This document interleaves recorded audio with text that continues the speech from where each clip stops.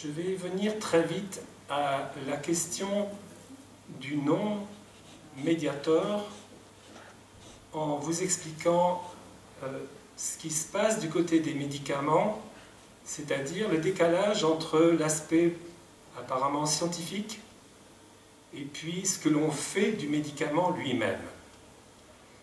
En effet, lorsque le futur Mediator aura été mis au point par Jean-Claude Le Douarec et puis quelques autres membres de l'équipe Servier, on va demander à l'Organisation mondiale de la santé d'aider à lui donner un nom, c'est-à-dire de lui donner ce qui s'appelle sa dénomination commune internationale. Le nom scientifique de ce nouvel objet, ce sera benfluorex. Ce terme de benfluorex incorpore par exemple l'élément ben, qui vient du benzène, un élément flu, parce qu'il comporte un groupement fluoré, et puis le suffixe orex. Orex est donné à ce nouvel objet parce que cet objet a été présenté par Servier à ce moment-là comme un coupe-fin. Plus techniquement, on dit un anorexigène. Les coupes-fins, la plupart des coupes-fins ont dans leur dénomination commune internationale le suffixe orex. À ce moment-là donc, il est très clair que ce nouveau produit va pouvoir être utilisé pour lutter contre la prise de poids. Et puis, soudainement, pourrait-on dire, enfin je veux dire, 2 ans plus tard, Servier se ravise. Et le vice-président expansion du groupe Servier, M. Denis, s'adresse au service central de la pharmacie et des médicaments en disant « Lorsqu'en juin 1970, nous avons demandé une dénomination commune internationale pour ce composé chimique, nous pensions que la principale indication thérapeutique serait l'obésité. C'est ainsi que la dénomination commune benfluorex a été retenue et publiée par l'OMS. Or, à la lumière des nombreux travaux d'expertise clinique, l'activité anorexiante alors revendiquée s'est avérée en réalité très faible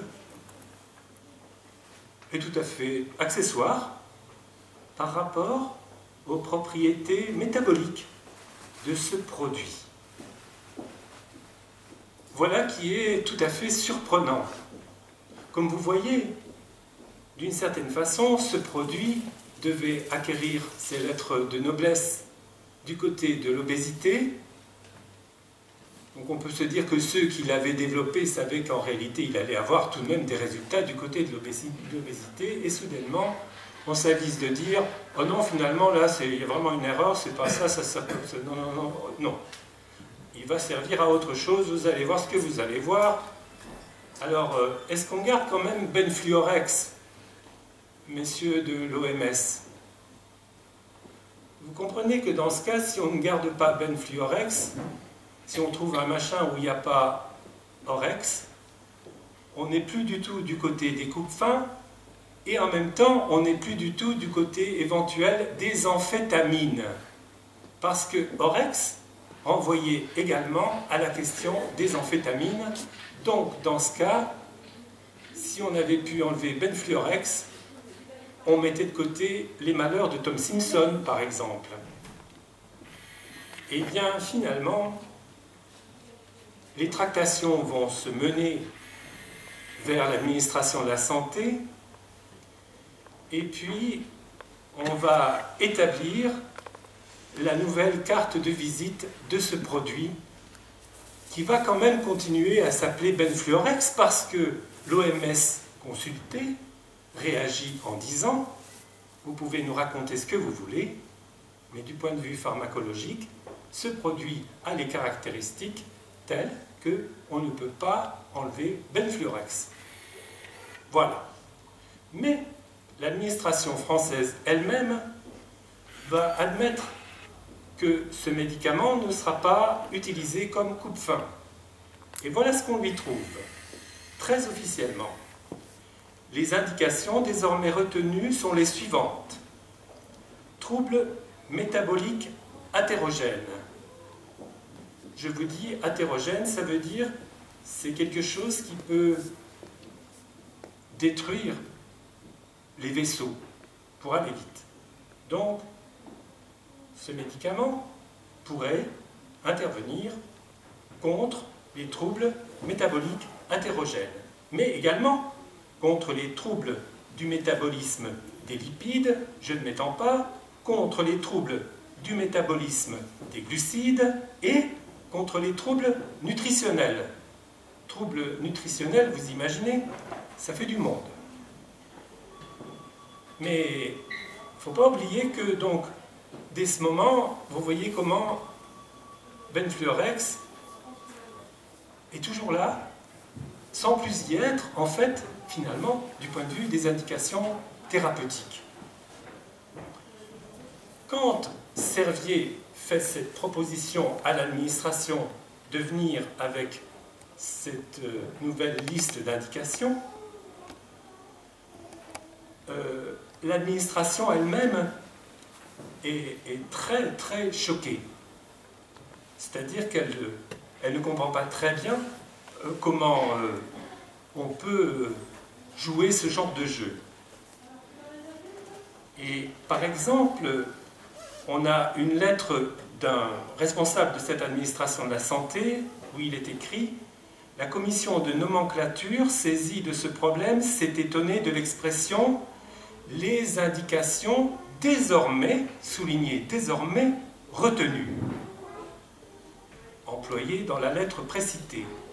La commission considère que les nouvelles propriétés thérapeutiques et indications cliniques n'ont pas annulé le risque d'utilisation de ce médicament par les toxicomanes. Où nous apprenons que ce prétendu médicament est peut-être en réalité un moyen pour certains de dépasser certaines limites en se droguant, tout simplement. Donc, manifestement, si Servier tient un certain langage, dans l'administration, certains n'admettent pas ce langage. Comme je l'ai dit, l'OMS va rester sur ses positions. Maintenant, comme chacun de nous, Benfluorex n'était pas responsable de son nom de famille. En quelque sorte, moi je m'appelle Cuny, lui c'était Benfluorex. Cuny, on me l'a imposé. On peut même dire que ça a même été imposé à mes parents. Benfluorex, c'est un peu pareil. Il a une chance comme moi, c'est qu'on peut lui donner un prénom, c'est-à-dire quelque chose qu'on choisit. Pour Benfluorex, son prénom, ce qui a été choisi pour lui, c'est Mediator. On n'a pas voulu retirer la dénomination commune internationale Benfluorex, tant pis. Voilà le petit Mediator.